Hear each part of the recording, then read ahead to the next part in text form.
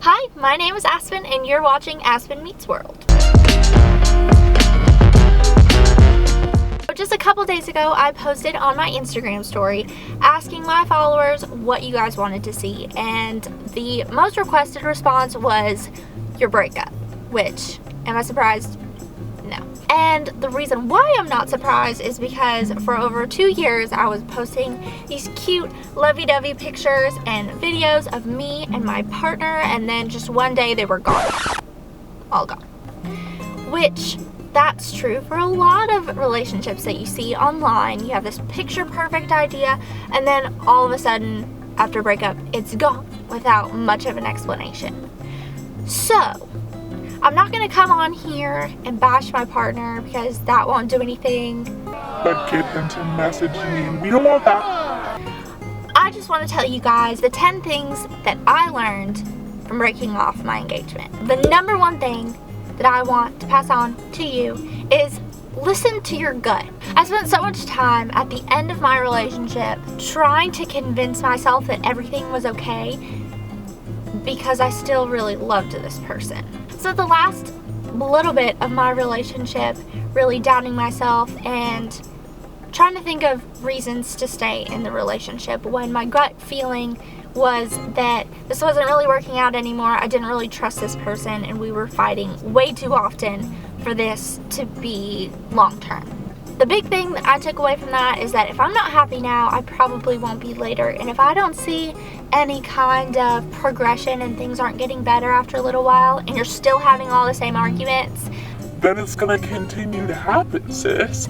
Nothing's gonna change because, as I learned in my relationship, you can't change someone that much. The second thing that I learned was that don't feel guilty for wanting something out of the relationship or wanting something for yourself in the relationship, because at this age, especially, I'm 21, you can be selfish and that's okay because you're still learning about yourself and you're still learning what you want out of the relationship. So don't rush and feel like you have to give all to somebody when you don't even know who you are yet and what you want. Don't feel guilty for wanting something out of the relationship. And my personal example for that, being independent has always been a big thing for me. I'd much rather spend time by myself and spend time with my horses or out with friends even, and just have some separation. Having that independence and being able to do my own thing during our relationship was really big for me. And in every relationship that I've been in, and even friendships and stuff, that has been something that I really tried to mention, was that, hey, I like to spend time with myself. Don't take it personal. I just want to be alone sometimes. Don't feel like you have to spend all your time with somebody. That's insane.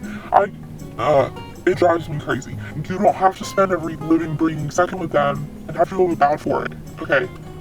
When I made that clear throughout my relationship that I wanted to be really independent, have time for myself, and I started to see a trend that we were arguing about the amount of time that I was spending with him, and he kept on wanting more and more time from me, even though I felt like I was spending every waking second with him. Either he made me feel guilty or I felt guilty because I knew he was upset with me. That can be a major red flag when you're wanting something out of the relationship and you're made to feel guilty about it. And even if you didn't say it from the beginning, just have a sit down with your partner and talk about the things that you want, because communication really is key. As annoying and common as that phrase is, communication really is key. So even if you get a couple months into the relationship and your views on things are changing or your wants or needs are changing, it's okay to talk about it. You should be really comfortable with this person to talk about anything. And if you're not comfortable talking with them about things that you really want out of the relationship, then that's a red flag too, sis. The third thing I wish I would have realized in my relationship, listen to the people around you and listen to the people that know you best, whether that be your friends or your family in any sort of the word. If some or most, or in my case, all of the people around you absolutely cannot stand to be around this person or think that they're not good for you. They can think that they're a good person, but you're just not a good match. At the very least, sit down and ask them why they think that and kind of dive into it, because they can have a really awesome objective-ish outside view of what your relationship looks like, what your interactions are, and maybe, especially like parents or people older than you, or maybe have been in more relationships or have more experience, will be able to give you some tips and tricks on how to work through some of your issues. So I really wish I would have listened to some of the people around me earlier. And I know, especially at this age, when someone tells you you shouldn't do something or be with someone, you're like, Oh my god, you're trying to ruin my life. My life is over. I want to be with this person forever. I love this person forever. I'm going to be with this person forever. You, Mom, screw you, Mom, screw all my friends. at the heart of the thing, if they truly care about you, they want what's best for you. So I wish I'd realized sooner. And same goes for if your partner is trying to push your family and friends away. That's another red flag. That's not good. Your partner should want you to be surrounded by people that love and care about you. And if they're pushing those people away, cut that out. But on that same note, number 4, don't get too wrapped up in what people who don't know you very well or your acquaintances or your followers online think about your breakup or the relationship after the fact. Because that was just another reason that I piled on top of all the other reasons I thought that I shouldn't break up with my partner. Which I know that like your parents all the time will say like, don't care about what other people think. My mom said the same thing. Aspen, it doesn't matter what other people think. You have to do what makes you happy, Aspen. That whole spiel. But it's true. Because A, the people around you probably will make their split second reaction and then never think about it again and not care.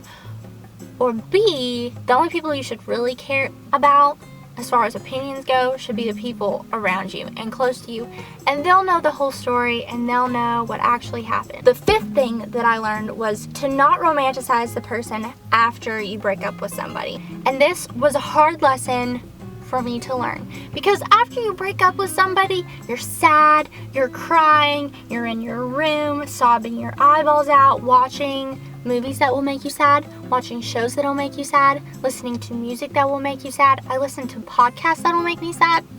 What is that? YouTube videos that will make you sad? What?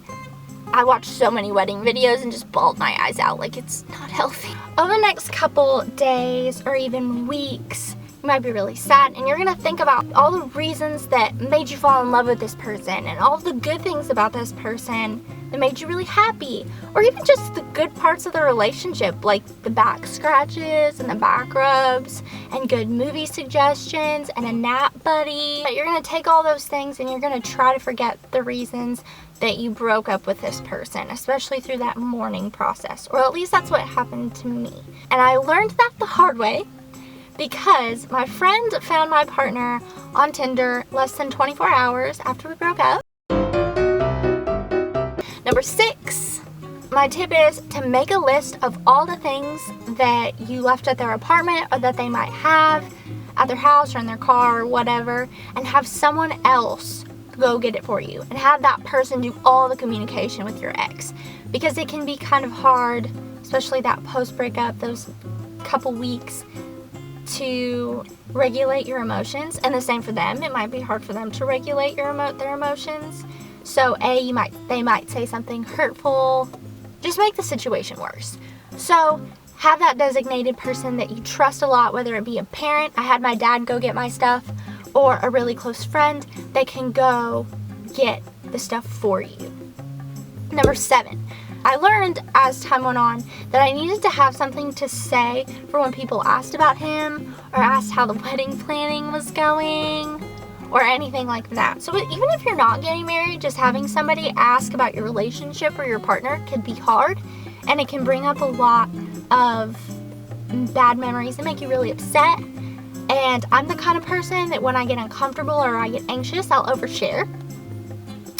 So it became very apparent to me very quick that I needed to figure out what I was going to say when people asked me about him. So A, I wouldn't get over emotional and freak out, and B, I wouldn't share too much information and then feel uncomfortable later.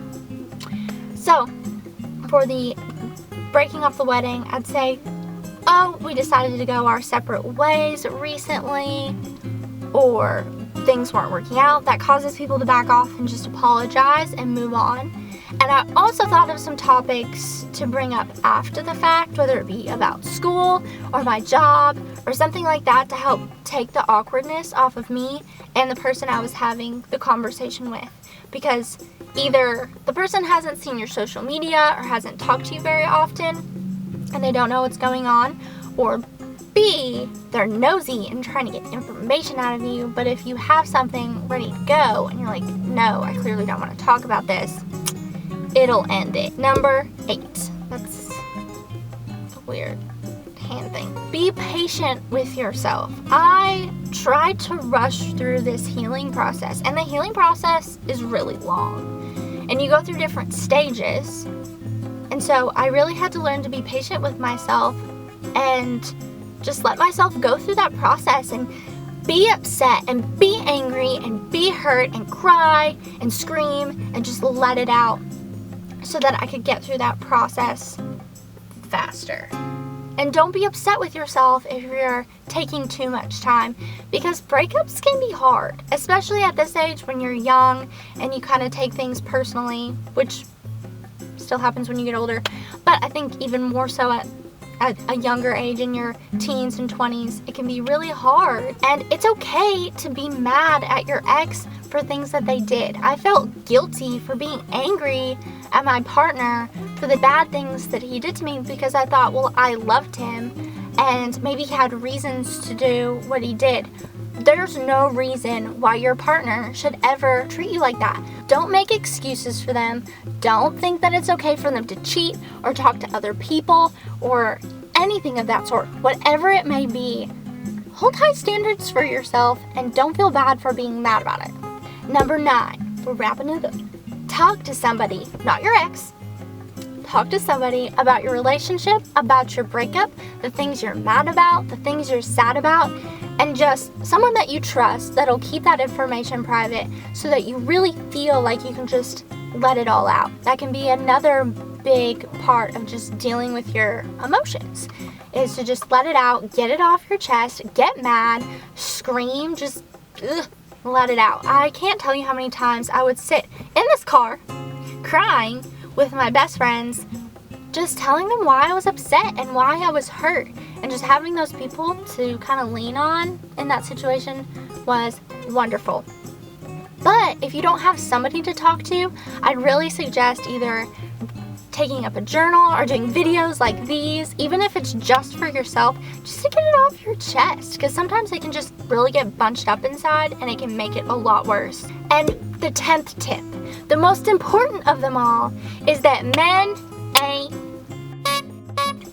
or women, this is gender neutral, there's someone else out there for you that will make you so happy and that will fulfill what you want out of the relationship. There are so many things that I missed out on during our relationship because of his personality and the way I felt. There's so many things that I've gotten to do and gotten to experience, and so many places I've gotten to travel, and I've gotten to spend more time with my friends and my family and my horses and doing things that I really care about that I never would have been able to do with my ex.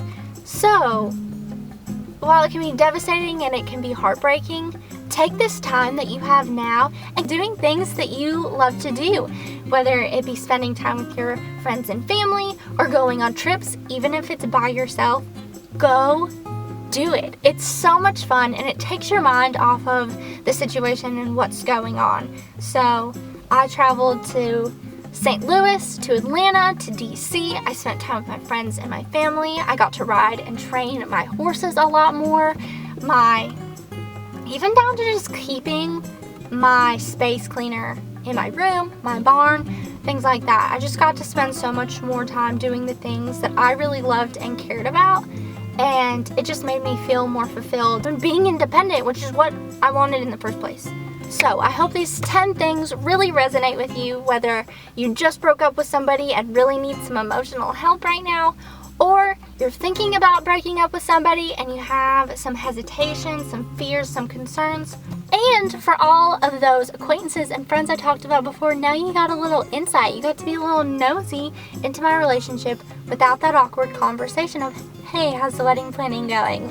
Follow me on all my social media. Those will be linked below. And make sure that you subscribe to my channel. I'm going to be trying to put out content every single week. And if you want any advice on your relationship, I am young, but I feel like I'm kind of seasoned at this point. After all, I broke off an engagement. So if you want to head over to my Instagram or my YouTube and send me a DM, I can give you my advice, because I've heard that I'm pretty good at that. So thanks so much, and I'll see you next time.